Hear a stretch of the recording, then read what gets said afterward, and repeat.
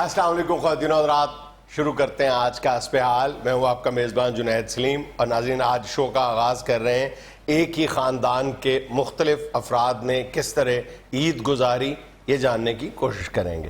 جی السلام علیکم صاحب۔ السلام علیکم جی، کیا حال ہے؟ کیا حال ہے جنید؟ ٹھیک ٹھاک ہیں آپ؟ اللہ کا شکر ماشاءاللہ، عید تو اچھی گزری، بس ہم لوگ تو جیسے تیسے گزار ہی لیتے ہیں، عید تو بچوں کی اب ہوتی ہے۔ دورانی صاحب آپ کی عید بھی خیر خیریت سے گزری؟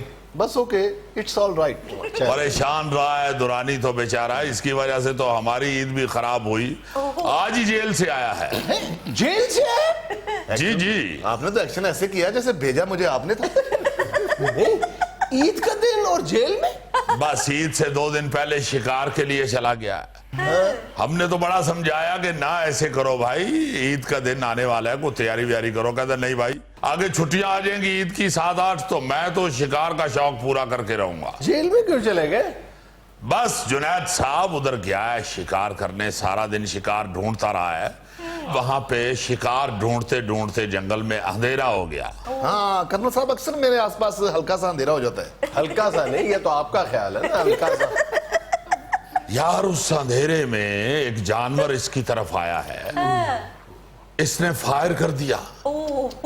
وہ فائر کی آواز سننا تھی کہ فوری طور پہ وہ جنگلات کے محکمے کے آفیسر پہنچ گئے۔ ہاں ظاہر ہے، ساتھ ان کا عملہ تھا، انہوں نے گرفتار کر دیا۔ وہ کالا ہرن مار دیا ہوگا۔ نہیں جی نہیں، وہ جو جنگلات کے محکمے کا آفیسر تھا اس کا کتا مار دیا۔ اکثر شکاری کالا ہرن مارنے کے چکر میں پکڑے جاتے ہیں، آپ کتا مارنے کے جرم میں پکڑے گئے؟ کالا ہرن تو اس نے کبھی نہیں مارا۔ شروع میں میرا خیال ہے جب نیا اسے شوق پڑا یہ شکار کا، اس وقت اس نے کالا ہرن مارا۔ تو وہ کیس ویس نہیں کیا جنگلات والوں نے، بلکہ وہ کالا ہرن جو تھا اس کی ساری فیملی، سارے کالے ہرن اکٹھے ہو گیا۔ انہوں نے کہا جی ہم نے کیس نہیں کرنا، ہم نے قصاص لینا ہے۔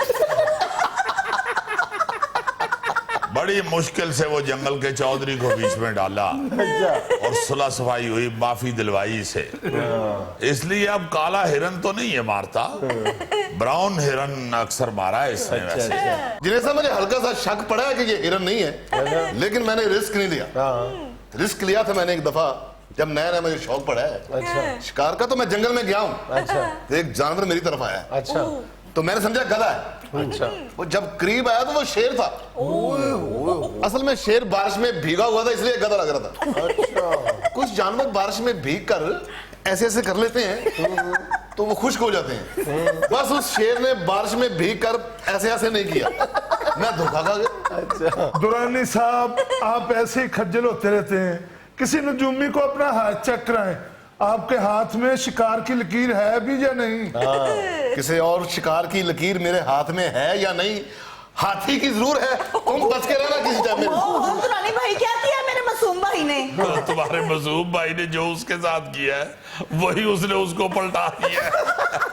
ویسے ابو آپ کے جیل جانے کی وجہ سے پنکی اتنا ڈسٹرب رہی ہے، رو رو کے اس نے اپنی عید خراب کر لی ہے۔ لے، اس کی عید کیا خراب ہوئی، عید تو ہماری خراب ہوئی۔ یہ تو دوپہر کو ہی اپنے گھر چلی گئی تھی، اچھا بھلا پتا تھا کہ شام کو مہمانوں نے آنا ہے، بس کام سے جان چھڑانی تھی۔ جانے دے، خدا کے لیے کیا کرتی ہے، ہر بچی کا جی چاہتا ہے عید والے دن چلو والدین سے ملائیں۔ وہ بیچاری گھر گئی، آگے وہ دورانی صاحب ہی پکڑے ہوئے، پتہ ہی نہیں اس کو۔ لیکن کہتے ہیں دورانی صاحب کی ایک چھوٹی سی غلطی کی وجہ سے دورانی صاحب کی اپنی عید بھی خراب ہوئی، ان کی بھی عید خراب ہوئی، آپ لوگوں کی عید خراب ہوئی، اور سب سے بڑھ کے یہ کہ جن کانسٹیبل، جن پولیس والوں نے آپ کو قید کیے رکھا، ان بیچاروں کی عید خراب ہوئی ہوگی۔ ان کی عید کس لیے خراب ہونی ہے، وہ قید کر کے گھر چلے گئے تھے، وہ قید کر کے اس پہ ہاتھ نہیں سینکتے رہ گئی، اتنی دیر ان کو رکھنا اندر۔ اور دورانی کی اپنی عید بھی کیا خراب ہوئی ہے، بہترین ٹھنڈی حوالات میں پنکھے کے نیچے سویا رہا ہے۔ گھر میں ہوتا تو اس کو کون سا میاں اسلم اقبال نے عید ملنے آنا یار سب سے زیادہ عید میری خراب ہوئی ہے جنید صاحب، ایک بڑے چینل پر سوئیاں کھانے کا مقابلہ تھا، نہیں جا سکا، سوئیاں بھی گئی، انعام بھی گیا۔ چلیں چینل پہ نہیں گئے تو کیا ہوا، گھر میں بھی تو ساری سوئیاں آپ نے ہی کھائی ہیں۔ اور جنید صاحب جتنی مرضی سوئیاں پڑی ہوں اس کے آگے، پورا پتیلا ہو 5 منٹ میں کھاتا ہے۔ دوسرے بیچارے تو چمچے کے ساتھ سوئیاں اکٹھی کرتے ہی تھک جاتے ہیں. موصوف نے نیا طریقہ نکالا ہوا ہے, سوٹی پکڑتا ہے, پتیلے میں ایسے پھیرتا ہے, سوئیاں اس کے ساتھ لپٹ جاتی ہیں, آرام سے کھا کے پھر سوٹی اندر. اچھا بس کرے, میرے بھائی کو نظر نہ لگائیں, اپنی لاڈلی بہو کے کارنامے بتائیں جو 3 دن اپنے گھر گزار کے آ گئی ہے. خدا کے لیے نہ اس طرح کی باتیں کیا کرو. جنید صاحب 2-3 دن سے اسے سمجھا رہا ہوں کہ بھئی ٹھیک ہے تہوار کا دن ہے, مگر اللہ نہ کرے, خدا نہ خواستہ اگر تہوار کسی میں کسی بہن بھائی کے اوپر کوئی مصیبت آ جائے تو اتنا خود غرض نہیں ہو جانا چاہیے کہ بھئی ہم اپنا تہوار کیوں خراب کریں. کوئی بات نہیں, وہ بیچارہ پکڑا گیا اگر تو اس کی ہیلپ کے لیے جانا چاہیے. ہمارا بھائی ہے, ہماری رشتہ داری ہے, ہماری دوستی ہے. ایسے ظالم لوگ جنید صاحب پکڑ کے اسے دیکھیں حوالات میں بند کیا ہوا ہے. عید کا دن ہے. آپ ملنے گئے خود؟ جی میں ہی تو لے کے آیا ہوں جا کے. جب میں وہاں پہنچا ہوں مجھے اتنا دکھ ہوا, سارا تھانہ خالی, ظاہر ہے سارے ملازمین عید منانے کے لیے گھروں کو چلے گئے. ایک ہی حوالدار ادھر ایک موٹا سا بیٹھا ہوا چارپائی کے اوپر, سفید اس نے بنیان پہنی ہوئی, گہرے ہرے رنگ کی اس نے دھوتی باندھی ہوئی, جی, اور مونچھوں کو لال سرخ مہندی لگا کے خوفناک سا بنا ہوا. وہ حوالدار تھا, پیپلز پارٹی کا جھنڈا تھا. عجیب لگ رہا تھا, یقین مانیے بڑا خوفناک لگ رہا تھا. چارپائی پہ بیٹھا ہوا بڑے سکون سے, اور دورانی بیچارے سے سارا تھانہ دھلوا رہا ہے. آپ سے؟ ہاں, پانی والا پائپ اس بیچارے نے لگایا ہوا, ہاتھ میں اس نے وائپر پکڑا ہوا, ریمبو بنا ہوا پورا. میں نے کہا یہ کیا کر رہے ہو؟ اس کو میں نے کہا کچھ خدا کا خوف کرو, ایک ملزم ہے اور اس سے یہ کیا مشقت کروا رہے ہو تم؟ اور معزز آدمی ہے, اور معزز آدمی ہے. مگر دورانی نے مجھے جھاڑ دیا, کہتا رہنے دو قدوس, گرمی بہت زیادہ ہے, پانی والے پائپ سے میں کھیل بھی رہا ہوں, ساتھ دھو رہا ہوں, مجھے بڑا مزہ آ رہا ہے. پائپ میں پانی ٹھنڈا آ رہا تھا, میں تو بڑا انجوائے کر رہا تھا. ہاں جی جنید انکل, وہی پائپ والا پانی اپنے پاؤں پہ ڈال کے تصویریں بنا کے فیس بک پہ پوسٹ کی کہ میں سمندر پہ آیا ہوں. پیچھے کسی نے پوچھا نہیں یہ کون سے بیچ ہے جہاں پہ پائپ لگا ہوا ہے؟ عنایت میاں یہ دورانی بڑا خوش باش آدمی ہے, بڑا ہسمکھ بندہ. یہ جہاں بھی جاتا ہے یہ اپنا ہی وہاں رنگ جما لیتا ہے. معاف کیجئے گا, اس مرتبہ انہوں نے غیر ذمہ داری کا مظاہرہ تو کیا ہے نا, عید سے 2 دن پہلے غیر قانونی شکار کھیلا اور آپ سب لوگوں کی عید خراب کر دی. بالکل بس صحیح. یہ تو شکار کے شوق میں تو پھر یہ کافی دفعہ کھجل پہلے بھی ہو چکا ہے. کیسے میں آپ کو بتاؤں, بچپن سے ہی ایسی بے وقوفی یہ شکار کے شوق میں کیا کرتا تھا. مجھے بڑی اچھی طرح یاد ہے, چھوٹا سا تھا, بالکل چھوٹا سا, 1.5 سال کا تھا شاید جب پہلی دفعہ شکار کیا تم نے. 1.5 سال کا؟ جی ہاں 1.5 سال کا. اور پہنچ گیا سین میں, وہاں سے ایک جھاڑو کا تنکا پکڑا, اچھا, اور ایک سوراخ میں سے تک مکوڑے نکالنے شروع کر. وہ ہے نا بیل مجھے مار, تو خود تک مکوڑے نکال رہا. وہ تو اللہ کا شکر ہے, ماں جی کی نظر پڑ گئی, اللہ تعالیٰ ان کو جنت میں جگہ دے. وہ بھاگ کے باہر آئیں اور اٹھا کے اندر لے گئی. بچپن سے ہی ایسا خوفناک شکاری ہے یہ. ننا منا سا تھا, میرا 3-4 سال کا ہوگا, بھیڑ پکڑنے کا شوق پڑ گیا. ہاں, بوتل کے سٹرا میں گھوڑے کی پونچھ کا بال ڈال کے شکنجا بنا لیتا تھا, اور گھر میں جب بھی تربوز کٹتا تھا اس کے چھلکے سین میں رکھ دیتا تھا اور بھیڑ کے آنے کا انتظار کرتا. اچھا, آئیڈیاز بھی عجیب و غریب تھے. ہاں, ہر چیز آبزرویشن تو اس کی کمال ہے شروع سے. جب بھیڑ نے آ کے وہ تربوز کے چھلکے پہ بیٹھنا, اس نے بڑے آرام سے اس شکنجے کے ساتھ اسے پکڑ لینا. جنید, زندگی میں کوئی ایک آدھی بھیڑ بچ کے اڑا ہوگا, ورنہ سب پکڑے. جنید انکل, پاپا بتاتے ہیں کہ ہمارے بزرگوں نے کبھی چوہا پکڑنے کے لیے کڑکی کا استعمال نہیں تھا کیا. واہ واہ. پاپا بتاتے ہیں کہ میں کچن کی اوپر والی شلف پہ مچان بنا لیتا تھا, جو ہی چوہا کچن میں آیا سیدھا مچان سے جمپ کر کے چوہے کے اوپر. جنید سب بڑا بے باک ہوتا جا رہا ہے میرا دماغ. میں نے بچی کے رشتے کے لیے اس لیے اس کو پسند کیا تھا کہ یہ 2 غزلیں بڑی اچھی گاتا ہے. ایک تو پوری غزل بہت اچھی گاتا ہے, ایک ستائی بہت اچھی گاتا ہے. ہائے ہائے, اپنی تعریف ہی کرتے رہیں گے یا بتائیں گے کہ آپ کی بیٹی نے عید ہماری کیسے خراب کی؟ وہ کیسے خراب کی, کیا ہو گیا تمہیں؟ خدا کے واسطے برداشت پیدا کرو اپنے. بھائی یہ تہوار جو ہوتے ہیں واقعی یہ خوشیاں منانے کے لیے ہی ہوتے ہیں، مگر میں دوبارہ یہ کہوں گا کہ اگر کوئی ایسی بہن بھائیوں میں کوئی مصیبت یا کوئی ٹینشن بن جاتی ہے تو اس کو بجائے اس کے کہ اس کو لڑائی بنا لی جائے، برداشت کرنا چاہیے، ساتھ دینا چاہیے، کوئی ایسی بات نہیں۔ آپ کے سارے لیکچر میرے لیے ہیں، آپ بہو کو بھی ایسے ہی سمجھایا کریں نا۔ وہ سمجھاتے ہیں اسے بھی، تم تو آج تک سمجھی نہیں ہو، اس نے کہاں سے سمجھنا ہے؟ تو جنید صاحب آپ کو بتا رہے تھے اپنا شکار کی، اپنا دورانی کے، ایک دفعہ مچان سے جب سیدھا چوہے کے سامنے دورانی نے چھلانگ لگائی، وہ چوہا کوئی دلیر تھا، وہ سامنے کھڑا ہو گیا۔ یار ایسا پھرتیلا ہوتا تھا یہ جوانی میں، یہ جس طرح نیچے آیا تھا اسی پھرتی میں واپس مچان پہ گیا۔ جنید صاحب آپ نے چوہے کو بھاگتا ہوا تو دیکھا ہے، بدتمیزی کرتے ہوئے نہیں دیکھا۔ ناظرین یہاں میں لینا ایک چھوٹا سا وقفہ، ہمارے ساتھ رہیے گا۔ مسجد پہ جانا بڑی اہم چیز ہے، اور اہم کس طرح ہے کہ سارے وہاں پہ مل کے اکٹھے ہوں۔ ہاں جی، نماز تو پڑھنی ہی ہے، اس کے ساتھ ساتھ آپ کے دکھ درد کا مداوع بھی ہو، ایک دوسرے کے ساتھ آپ شیئر بھی کریں۔ بھائی معاشرتی ایکٹیویٹیز کا بہترین نیچرل سینٹر کہنا چاہیے، جہاں پر دن میں 5 مرتبہ آپ کی کالونی، آپ کا محلہ، آپ کے ارد گرد رہنے والوں نے باہر صورت اکٹھے ہونا۔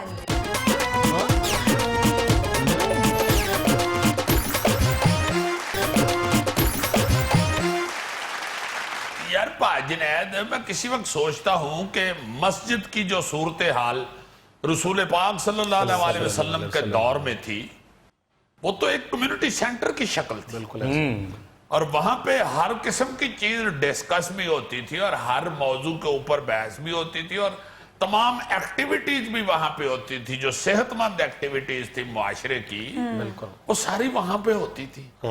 آج ہم دیکھتے ہیں کہ ہم یہ سارا کچھ جاننے کے باوجود اس پہ کسی کو اختلاف بھی نہیں ہے، ہاں جی، کسی بھی فرقے کو اختلاف نہیں ہے کہ مسجد کے اندر آپ معاشرتی یا معاشی گفتگو نہیں کر سکتے، یا آپ کوئی اپنے نجی مسائل ڈسکس نہیں کر سکتے، کوئی ایسی بات ہاں نہیں، جی، مگر اس کے باوجود ہوتی نہیں ہے، ایسی ایکٹیویٹیز ہوتی نہیں ہیں جیسے رسول پاک صلی اللہ علیہ وسلم نے فرمایا کہ لازماً مسجد میں جائیں۔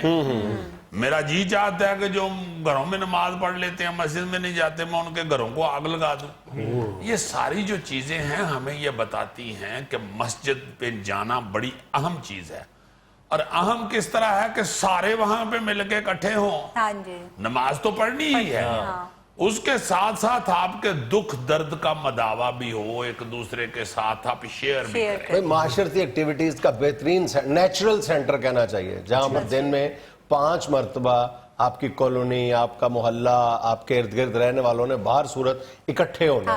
تو اگر وہی جو آپ کا جو نیچرل سینٹر بن رہا ہے تو پھر آپ معاشرتی مسائل کیوں نہیں ڈسکس کرتے؟ مطلب تم جمعے کے خطبات کو دیکھ لو یار، سیدھی سیدھی بات ہے، تم جمعے کے خطبات کتنی دفعہ آپ لوگوں نے سنا ہے کہ جمعے کے خطبات میں خطیب صاحب نے یا امام صاحب نے یا ہمارے ائمہ کرام نے کسی معاشرتی مسئلے کو اپنا موضوع بنایا ہو خطبے کا؟ کتنی دفعہ سنا ہے؟ پچھلے دنوں ایک گیلپ کا میں سروے دیکھ رہا تھا، اس میں بتایا گیا تھا کہ 9% غالباً کئی ہزار انہوں نے مساجد کا دورہ کرنے کے بعد یہ اپنا سروے مکمل کیا تھا، 9% صرف خطبات ایسے ہیں جس میں معاشرتی مسائل کو ڈسکس کیا گیا تھا، یعنی معاشرے کے کھلے مسائل، یعنی کم و بیش اگر دیکھا جائے تو جو more than 50% ڈسکس ہونا چاہیے۔ میری دانست میں اگر کہا جائے 60-70% معاشرتی مسائل ہی ڈسکس ہونے چاہیے، جن کا براہ راست تعلق جو ہے وہ آپ کے دین سے ہے۔ آپ کی معاشرت اگر دین سے استوار ہو رہی ہے تو آپ کو معاشرے کے مسائل پر بات کرنی چاہیے۔ یار قرآن شریف میں ہر جگہ ہر دوسری آیت کے اوپر معاشرتی مسائل ڈسکس کیے گئے ہیں، اور اس حوالے سے اللہ پاک نے گائیڈ کیا ہے قرآن شریف میں کہ بھئی یہ اپنے مسائل ایسے حل کر سکتے ہو، کس طرح معاشرتی غلطیوں کی وجہ سے قومیں برباد ہوئی، کس طرح آپ کی معاشرتی خوبیوں کی وجہ سے قوموں نے۔ اس کی بڑی وجہ جو میری دانست میں وہ یہ ہے کہ عام طور پہ جو ہمارے خطیب حضرات ہیں، جو امام مسجد ہیں، ان کی تقرری جو ہے وہ مسجد کمیٹی کرتی ہے۔ اب مسجد کمیٹی کسی نہ کسی ایک فرقے کی ہوتی ہے، 90% جو مسجد کمیٹیاں ہیں محلے کی وہ اس پہ بڑے افسوس کے ساتھ یہ لفظ استعمال کرنا پڑتا ہے کہ مسجد پہ کسی ایک فرقے کا قبضہ ہوتا ہے اور وہ چاہتا ہے کہ دوسرے فرقے کی بات نہ آئے بلکہ یہاں سے دین کی بجائے فرقے کی بات کی جائے. اور جمعے کا جو خطبہ ہے اس کی بنیاد بھی فرقہ واریت پر رکھی ہے اور وہ پھر کسی نہ کسی انداز میں مطلب ڈھکے چھپے انداز میں یا کھلے عام اس فرقے ہی کی بات کی جاتی ہے. آپ نے کتنی دفعہ یار سنا ہے کہ کسی امام مسجد نے جمعے کے خطبے میں پورا خطبہ جو ہے وہ صفائی پر دیا ہو, صفائی نصف ایمان کہا گیا ہے, ٹھیک ہے, یا ریاست کے معاملات میں یا ٹیکس کے معاملے پہ بات کی ہو کہ یار ٹیکس چوری نہیں کرنا. وہ اس لیے اس کی بنیادی وجہ جو میں کہنے لگا تھا پہلے میں بات دوسری طرف چلی گئی کہ یہ جو مسجد کمیٹیاں ہوتی ہیں وہی امام صاحب کو تنخواہ دیتی ہیں. امام صاحب ان کے دباؤ میں یا ان کے زیر اثر کام کر رہے ہوتے ہیں مسجد کمیٹی کے, تو ظاہر ہے کہ ان کی تنخواہ بھی وہیں سے آنی ہوتی ہے, مسجد کے جو بجلی کے گیس کے بل ہیں وہ بھی وہیں سے آنے ہوتے ہیں, تو مسجد کمیٹی کی بات بہرحال ماننی پڑتی ہے. دوسرا پھر وہ خطبہ اس لیے بھی نہیں مطلب کھل کے دے سکتے معاشرتی مسائل پہ کہ ہر وقت ان کو کسی کی ناراضگی کا اندیشہ ہوتا ہے. مطلب اگر وہ ٹیکس پر بات کرنا چاہیں تو وہ دیکھتے ہیں کہ سامنے جو ہے وہ تاجر حضرات بیٹھے ہوئے ہیں اور مولوی صاحب کو پتا ہے کہ یہ سارے لوگ جو ہے یہ ٹیکس نہیں ٹھیک طرح سے دیتے, اس لیے وہ ٹیکس پر بات کرنے سے گریز کرتے ہیں. جی انہیں روٹی پہ جن کے انہوں نے وچ بوٹی ٹھیک نہیں پڑی. بڑے چھوٹے چھوٹے مسائلوں میں ہم جکڑے ہوئے ہیں. واقعی میں تو یہ سمجھتا ہوں کہ جس طرح ہماری ٹریفک کی صورتحال ہے, ایمان سے ہر جمعے کے خطبے میں لازماً 2-3 منٹ اس پہ بھی بات کرنی چاہیے کہ یہ بہت بڑا گناہ ہے. اس کو اوبے نہ کرنا, ٹریفک قوانین کو اوبے نہ کرنا, یہ انڈائریکٹلی آپ بہت بڑا گناہ کر رہے ہیں. خدا کے واسطے تھوڑا سا سمجھ جائیں, اگر آپ اسلام کی طرف ہی رہنا چاہتے ہیں,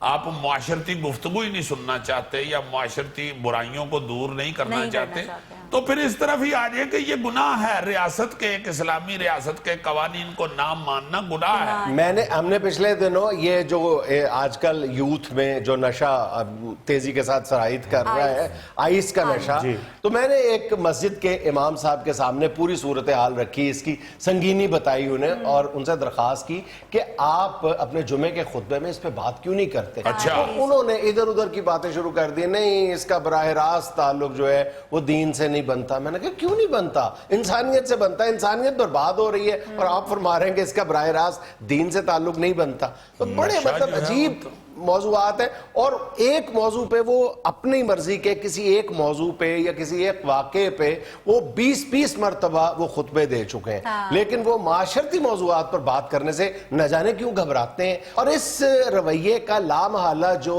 نتیجہ نکلا ہے وہ یہ ہے کہ عوام کا جمعے کے خطبے سے جو انٹرسٹ تھا وہ ختم ہوتا جا رہا ہے. ہم اکثر بات کرتے ہیں کہ بالکل جب جماعت کھڑی ہونے والی ہوتی ہے تو اکثریت اس وقت پہنچتی ہے, وہ جمعے کا خطبہ سنتے بھی نہیں, کوئی گوارا نہیں کرتا. جی میں تو کہتا ہوں کہ یہ آپ گورے کی طرف ہی دیکھیں نا, کمیونٹی سینٹر ہر محلے میں انہوں نے بنائے ہوئے ہیں, وہ معاشرتی حوالے سے لوگوں کو اتنا ایجوکیٹ کرتے ہیں. یار یہ ہمارے دبئی میں ایک پاکستان ایسوسی ایشن والوں نے بہت بڑا وہاں پہ کمیونٹی سینٹر شروع کیا ہوا, کہتے ہیں کہ دنیا کا سب سے بڑا کمیونٹی سینٹر ہم بنا رہے ہیں.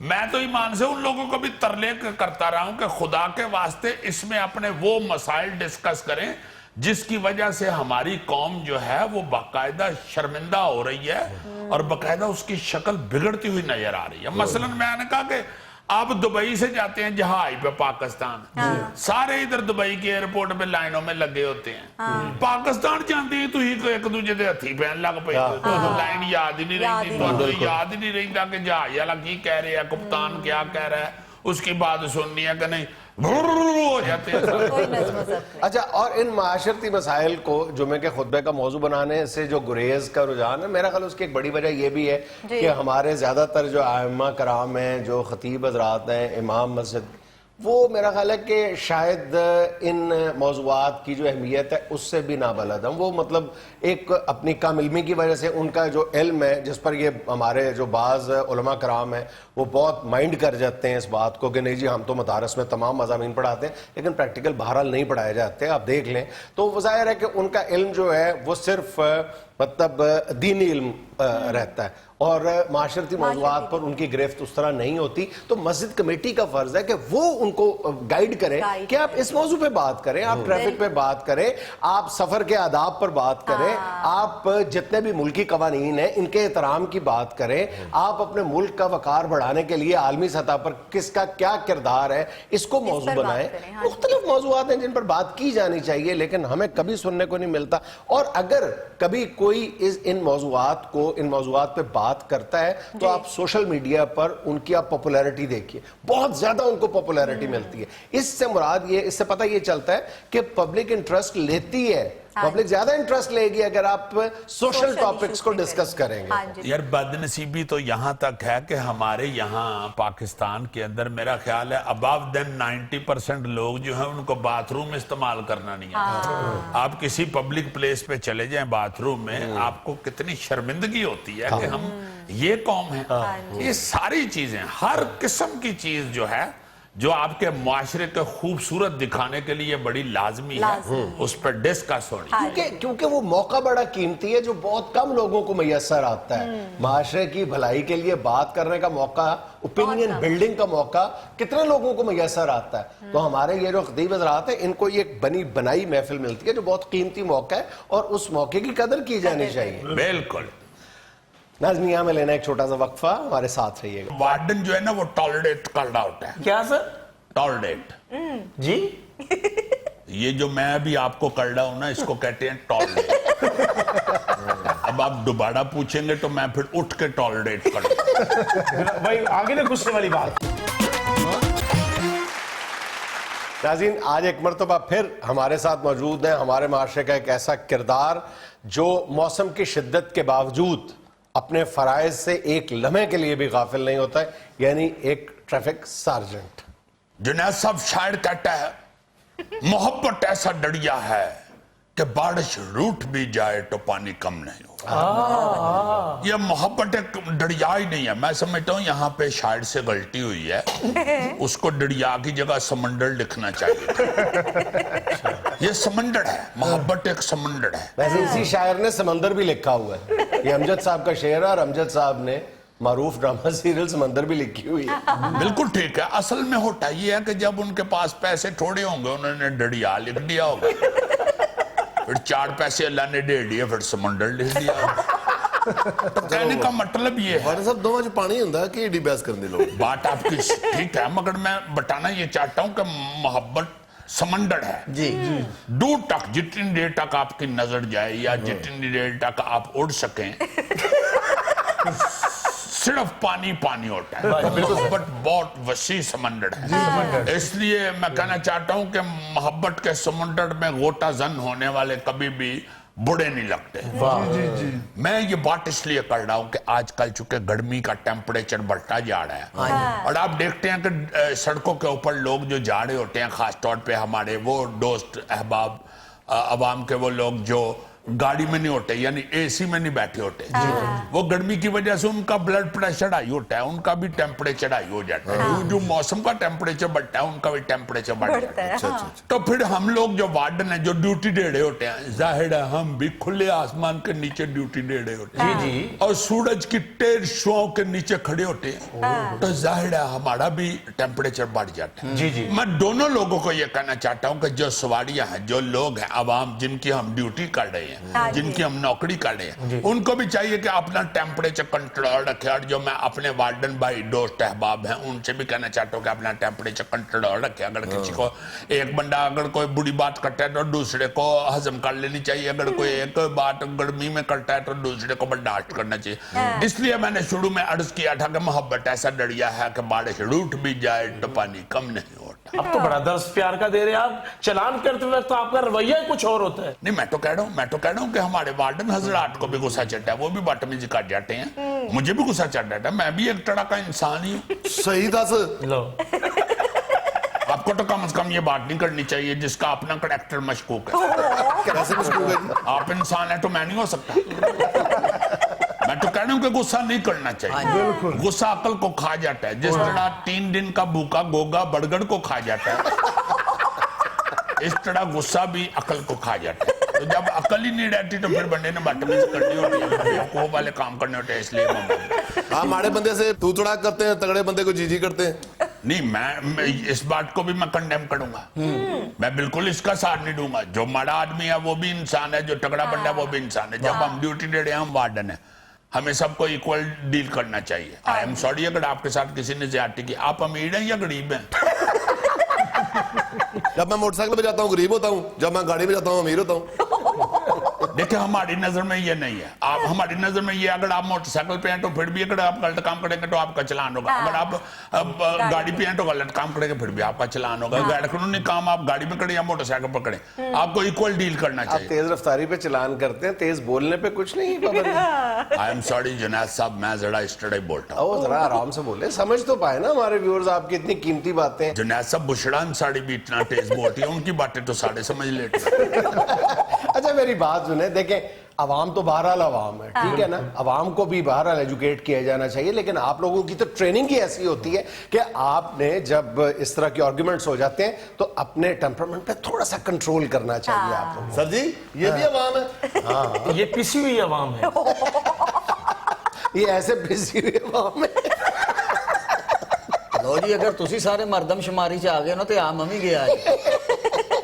यार आप उसका मजाक बना रहे हैं, हद हो गया। उसको भी चलान की पूरी पर्ची मिलती है, उसको कौन सा आधी पर्ची काट के देते हैं। बात हो रही है इखलाक की। देखिए, गर्मी की वजह से हम अपना इखलाक लूज करते हैं। आपने बहुत अच्छी बात किया कि हमारी ज्यादा जिम्मेदारी। You are right, you are right.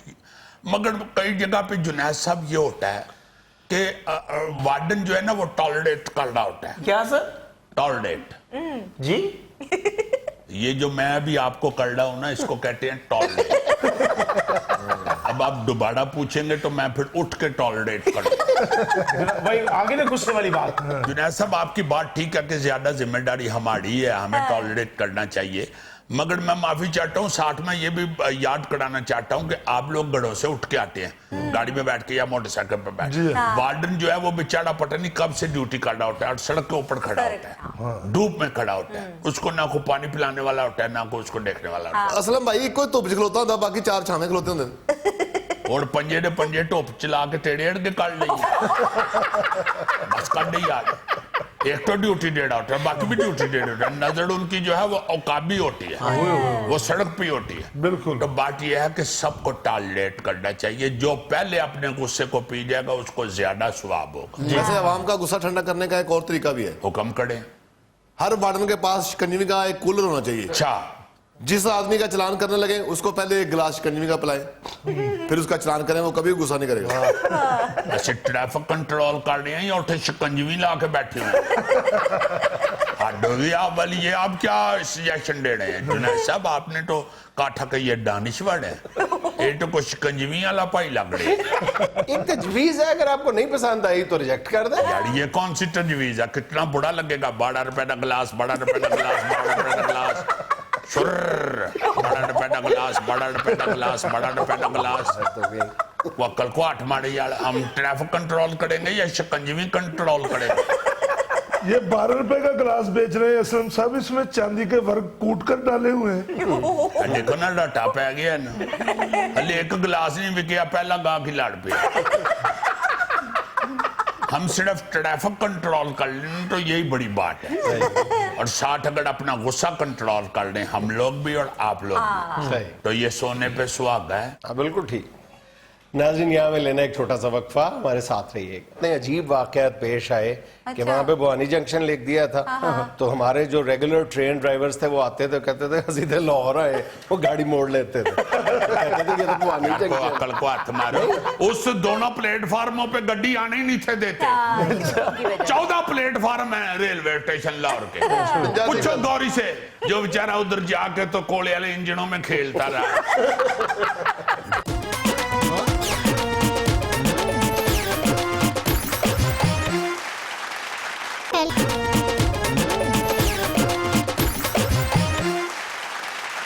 जी, आज आपको एक इंग्लिश फिल्म की दिलचस्प दास्तान सुनाने लगा हूं, आप मजा लेंगे।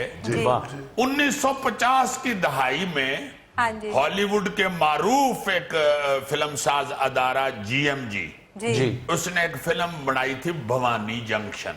بھوانی جنکشن بھوانی جنکشن جی اس کی ساری شوٹنگ لاہور میں ہوئی تھی. جی جناب. وہ بھوانی جنکشن جو بنی تھی فلم ہاں جی وہ یہ لاہور کے ریلوے اسٹیشن پہ بنی تھی اور سپر ہٹ فلم ہوئی. اس دور میں 48,75,000 اس نے بزنس کیا تھا باکس آفس پہ. ہاں اور بڑی سپر ہٹ فلم ہوئی. اچھا وہ 1950 کی دہائی میں بنی تھی, 1956 میں ریلیز ہوئی تھی. اچھا لجی اس میں دلچسپ بات یہ ہے کہ وہاں سے تو جو لوگ آئے ہوئے تھے ہاں جی گورے ادھر سے جو کام بنانے کرنے کے کے لیے ہاں لیے جی کو 1,000 لاہوریوں نے بھی اس میں کام کیا. اس میں ایکسٹرا بے شمار تھے. ہاں جی کریکٹر اور پھر ایک اہم بات آپ کو بتانے لگا ہوں, ہمارے فلم انڈسٹری کی بڑی معروف ہیروئن ہوئی ہیں نیلو بیگم, اللہ تعالیٰ ان کو زندگی سے تندرستی دے, انہوں نے بھی اس میں ایک چھوٹا سا رول کیا تھا. اچھا جی ہاں انہوں نے بھی وقت دیا اس میں, ان کو انہوں نے ریکویسٹ کی کہ یہ ایک رول کر دیں. رول چھوٹا تھا مگر انہوں نے کر دیا کہ ہمارے یہ پراؤنے آئے ہوئے ہیں ادھر. تو وہ بڑا سب نے بڑی ان کی ہیلپ کی تھی. اس بھوانی جنکشن کا لاہور میں شوٹ کرنے کا کیا مطلب تھا, یا لاہور ریلوے اسٹیشن پہ شوٹ کرنے کا کیا مطلب تھا, کیا مطلب تھا سر؟ بتانے لگا ہوں, ایک منٹ ٹھہر جائے. یار یہ بہت ہی کالا ہے میرا خیال. سر میں تو خوش ہوں کہ جلدی اگر تمہیں جلدی ہے تو تم ڈرائیور سے چھٹی لے کے اتر سکتے ہو بس. اصل میں یہ فلم جان ماسٹرز کے لکھے ہوئے ناول جس کا نام بھی بھوانی جنکشن ہی تھا جی اس کے ساتھ جڑی ہوئی تھی اس کی کہانی. اچھا واقعہ جو ہے وہ بھوانی جنکشن کا ہی تھا جو انڈیا میں ہے. انڈیا میں جو اسٹیشن ہے بھوانی جنکشن, جب کانگریس نے آزادی کے لیے انگریزی حکومت کے خلاف آواز بلند کی تو اس وقت کے دور میں ریل گاڑی جو ہے اس کے آگے ہزاروں لوگ جو ہیں وہ لیٹ گئے تھے. تو وہ یہ واقعات تھے سارے, اس واقعے کے ساتھ وہ جڑی ہوئی شٹوری تھی.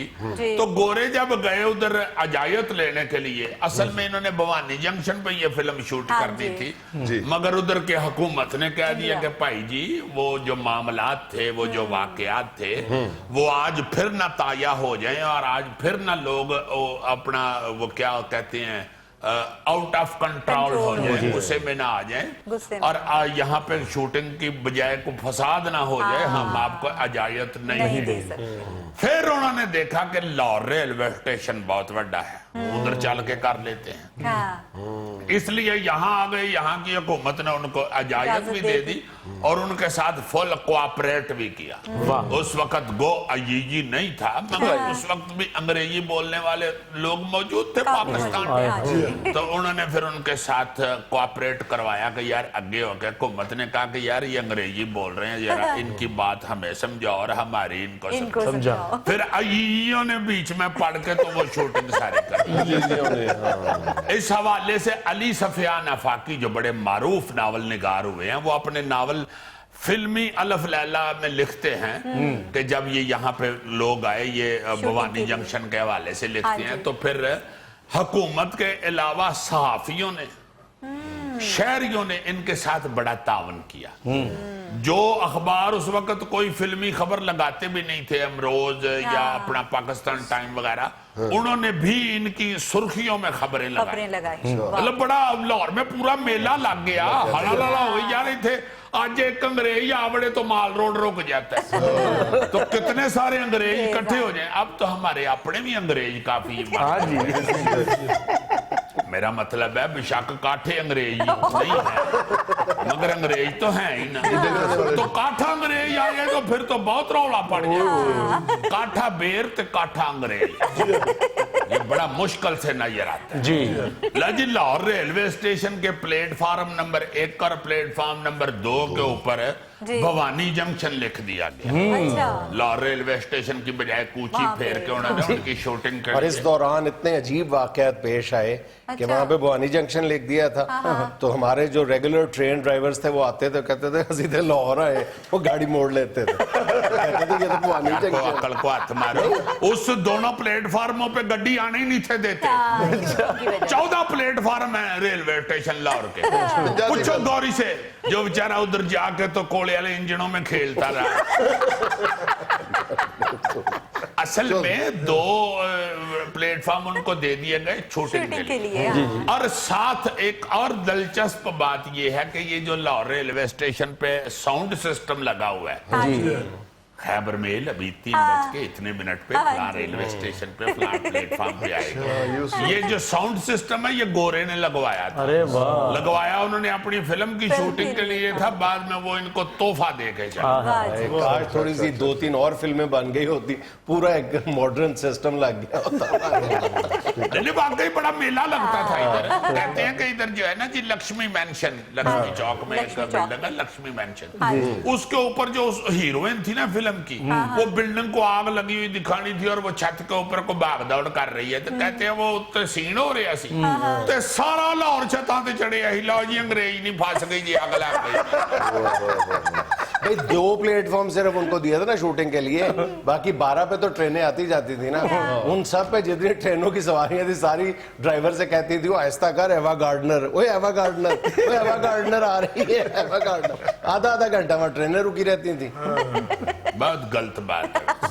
एवा गार्डनर उसकी हीरोइन का नाम था। और हीरो जो था उसका क्या नाम था भला? Stewart Granger. क्यों जी? मैं भी नहीं कहता कि भी अंग्रेज है। ये अल्लाह का शुक्र है मैंने नहीं पता तेनू यार। मुस्तनसर हुसैन तारड़ साहब भी अपने नावल राख में लिखते हैं कि जब भवानी जंक्शन की इधर शूटिंग हुई थी तो लाहौर रेलवे स्टेशन का चेहरा मोरा ही बदल गया था। मतलब अंग्रेज ने इधर आके बड़ा पैसा लगाया था और आके उन्होंने अपनी बड़ी रौनक लगाई हुई थी। अंग्रेज ने कहा ना पहचाना ना जाए, ये पता ना चले। हाँ जी, वैसे नहीं उनका एक तो गौरी नु अकल नहीं ईमान नाल जिन्ने ते को पेंट कोट ने होनी इनू अकल हुंदी ना ते वजीरे खजाना इन्हें होना। अब भाई उन्होंने अपनी फिल्म के लिए पैसा लगाया था, ऊपर से तुम्हें बताया कि अंग्रेजों का ग्रुप आया हो पाकिस्तान के शहर लाहौर में।